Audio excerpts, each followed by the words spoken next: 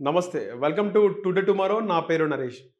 హైదరాబాద్ లోక్సభ స్థానం, Lok Sabha segment MIM కంచుకోట. ఎవ్వరు అవునన్నా, కాదన్నా అక్కడ గెలిచేది ఎంఐఎం. ఎందుకంటే ఇక్కడ ముస్లిం మైనారిటీ ఓట్లు 18 లక్షల్లో కేవలం ముస్లింల ఓట్లే 11 లక్షలున్నాయి. ఇంకా వేరే అభ్యర్థి గెలిచే అవకాశం ఎట్లా ఉంటది? గతంలో బీజేపీ గెలిచిందంటే అప్పుడున్న పరిస్థితులు అవన్నీ కూడా వేరు. ఆ పొత్తులో భాగంగా గెలిచి ఉండొచ్చు. కానీ ఇప్పుడు ఆ పరిస్థితులు లేవు. ముస్లిమ్స్‌కి సంబంధించిన ఓట్లు అధికంగా ఉన్నాయి. పైగా ఎంఐఎం రాత్రిళ్ళు నడిపే ఆ ఓటు బ్యాంకు రాజకీయం తెలిసిందే ఉంటది. చాలా వీడియోలు కూడా వైరల్ అయినాయి సోషల్ మీడియాలో. చాలా వరకు కూడా ఒకటే వ్యక్తి లోపలికి ఓటు వేయడానికి వచ్చినటువంటి ఆ వ్యక్తుల ఓట్లు తీసుకొని కూడా ఈయననే అక్కడ ప్రెస్ చేస్తున్నాడు. ఒక మహిళ కానీ లేకపోతే ఒక పర్సన్ లేడీయా జెంట్సా ఎవరైనా ఉండండి ఓటు వేయడానికి వాళ్ళు లోపలికి వచ్చినప్పుడు ఆ సదరు వ్యక్తి హైదరాబాద్ లోక్సభలోని ఒక స్థానంలో ఆ ఏరియా కరెక్ట్ మెన్షన్ చేయలేదు. అక్కడ ఆయనే ఒక సర్టన్ ఎంఐఎంకి చెందినటువంటి సర్టన్ పర్సన్ అక్కడ వాళ్ళు ఓటు వేయడానికి వచ్చినటువంటి ఓటర్కి నేను వేస్తాను నువ్వు వెళ్ళని చెప్పి ఈయననే అక్కడ బటన్ ప్రెస్ చేసిన దృశ్యము ఆ వీడియో సోషల్ మీడియాలో వైరల్ అయింది. ఇవన్నీ కూడా సర్వసాధారణమే. అంటే హైదరాబాద్ లోక్సభ సెగ్మెంట్‌లో ఎంఐఎంఏ గెలుస్తది.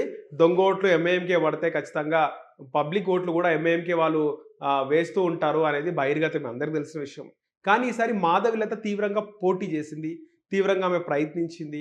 ఆమె ఆమె తిరగని వీధి లేదు, గల్లీ లేదు. ఆమె ప్రతి ఏరియా ముస్లిము, హిందూ, క్రిస్టియన్ అన్ని గల్లీలు, వీధులన్నీ కూడా ఆమె కవర్ చేసింది. బస్తీలను కవర్ చేసింది.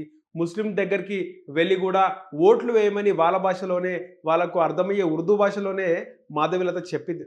చెప్పినప్పటికీ ఎంతమంది చేస్తారు? ఇక్కడ అసదుద్దీన్ కూడా ఆయన పందా మార్చిండు. ఎప్పుడు ఒక్కసారి ముస్లింలను వదిలేస్తే హిందువుల అంతు చూస్తాము. వాళ్ళ తమ్ముడన్న మాటలు ఆయన కూడా మాట్లాడుతూ ఉంటాడు. వాళ్ళ తమ్మునికి సపోర్ట్‌గా మాట్లాడుతూ ఉంటాడు. 15 నిమిషాల్లో అందరు ఖతమవుతారు. అంటే ముస్లిమ్స్ చాలా స్ట్రాంగ్ అని చెప్పే ప్రయత్నం కాదు, ఖచ్చితంగా చెప్పే అసదుద్దీను ఆయన కూడా మసీదులకొచ్చిండు.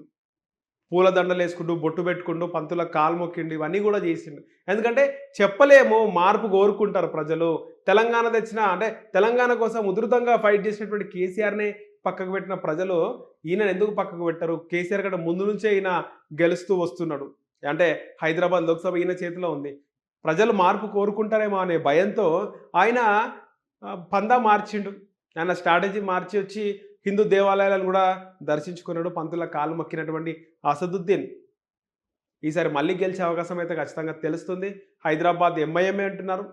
సో హైదరాబాద్లో ముఖ్యంగా చూసుకుంటే కాంగ్రెస్ పార్టీ కూడా పోటీ చేసింది. బీజేపీ, ఇక్కడ ఎంఐఎం, బీఆర్ఎస్ నుంచి కూడా ఒక శ్రీనివాస్ యాదవ్ని బరిలోకి దింపడం జరిగింది. ఏదేమైనప్పటికీ హైదరాబాద్ ఎంఐఎం ఖాతాలోనే ఈసారి మళ్ళీ పడే అవకాశం అయితే ఉన్నట్టు తెలుస్తుంది.